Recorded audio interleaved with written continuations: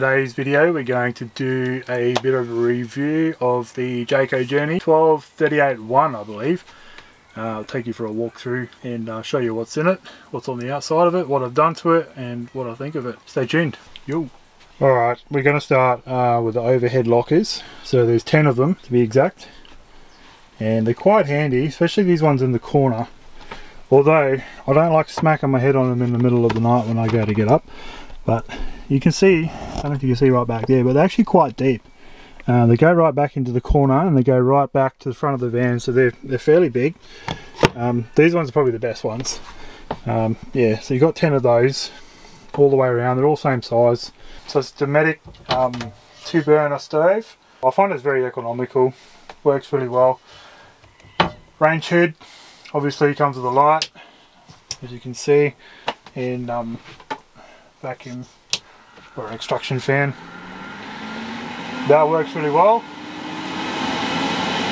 but as you can hear, it is quite noisy and it's quite annoying.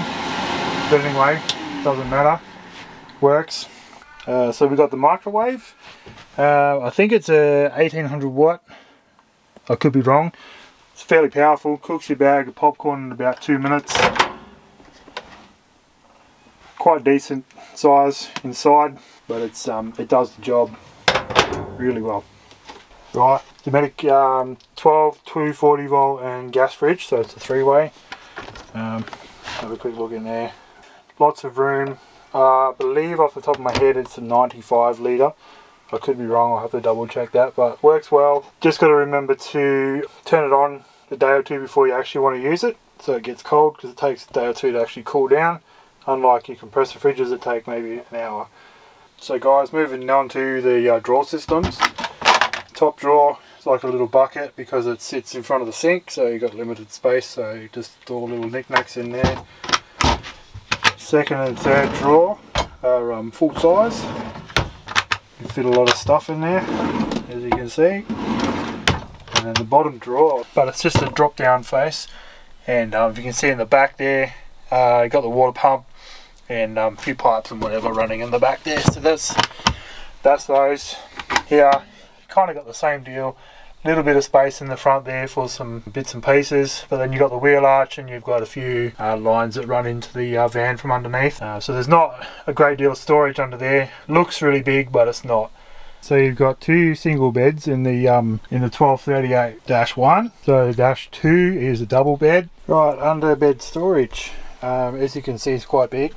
Runs almost the entire length of the bed. So just up the front there, that's where the tunnel boot runs through there. So I'll show you that when we go outside.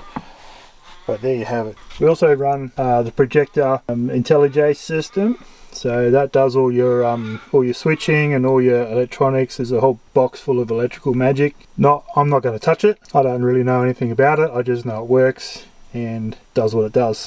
100 amp hour lithium. Again, not sure. I think it might be Jayco's own brand, possibly. Oh, well, there you go. Sphere. So I don't know. Again, I don't know much about those. Yeah, those brands of battery. But basically, the other side is exactly the same in terms of storage, minus this system here. We also have the Dometic reverse cycle. I can't remember what model this is off the top of my head. They're crazy economical. Yesterday I put this on just as an experiment. So I've got the King's 120 amp hour lithium battery and a 1500 watt inverter, also from King's, in the back of the ute, and I've plugged that in and I've actually run the air conditioner off of that setup. So no night mode or whatever, and it did it well. You're going to need more than 120 amp hours, I can tell you that, because it sits at about 70 amps. We've also got TV antenna, so just your typical wind-up digital antenna that you see on all caravans. You can see that little device. There we go. So that basically is like an antenna meter, or signal meter, not an antenna meter. Or light switches, 2 240 volt outlets.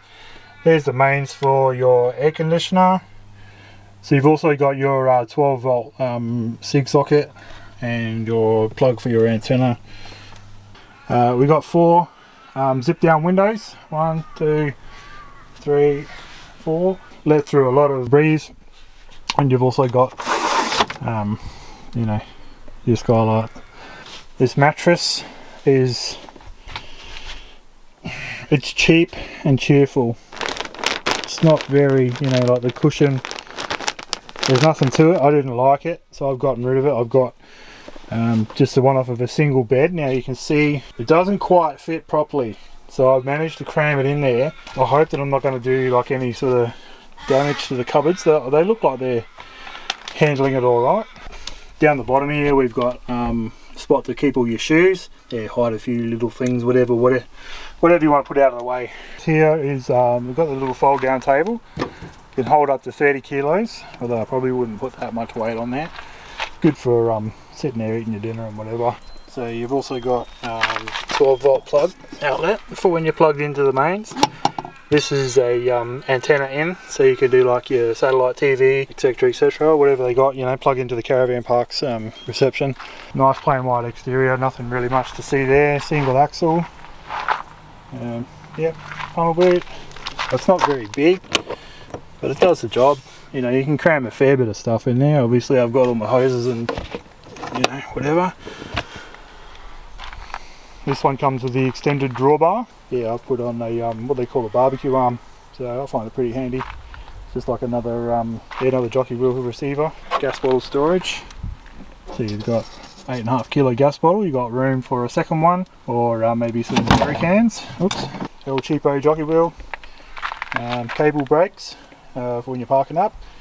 This one did come with stability control. I'm not sure exactly what you call it, I can't remember, but yeah, anti-sway, whatever it is, anti-lock braking, all that sort of marvellous mumbo jumbo. Around the front here, sorry, around the side, other side of the tunnel boot. Get in and take a look underneath, guys. There's I believe it's an 80 litre water tank. It's only one. You can fit two to these, but I've only got the one. So yeah, there's room for two. There's also room for a little grey water tank as well. Hop in underneath and have a look under there. Can't really see much, guys, but spare tyre, pretty easy to get to. Obviously you just pop the latch off and lower it down, no worries, slide it out, off you go. Right, there you have your fittings for tank 1 and tank 2, so I've only got one tank in there. Your mains water as well. Just under there you got a tap, so you can run a shower and whatever for the outside. Another thing we do have is a Bush Ranger fold out awning, so it's exactly the same as what you get on your four-wheel drives. They've just screwed it in. I think they put a bit of sail track up there. I don't know if you can see that. And then they've attached it to the sail track. So I'm thinking that I might do also a shower. So we'll pop around this side and have a look. See, I don't know if you can see up in there. Well, it's not very good, but there's just basically texture in. And yeah, that's about it. A few other options you can get. You can get it like an outdoor shower. I know that company called Plum & Automotive, I believe they are. They do a replacement light for this. So you take that out, pops straight off apparently, and you can get like a one that switches between white and red. The camera, this is not standard. However, it's plug and play and it takes about 2 minutes to fit it. They're not the greatest, but they're not the worst. They do work and they are what they are, basically. Light for when you come home at night time and you forgot to let yourself a light. I think that's about it, guys, for the exterior here. The van's pretty basic. Yeah, what else can I say, guys? Thanks for watching, and hopefully you get something out of it, and I'll see you in the next one. Bye.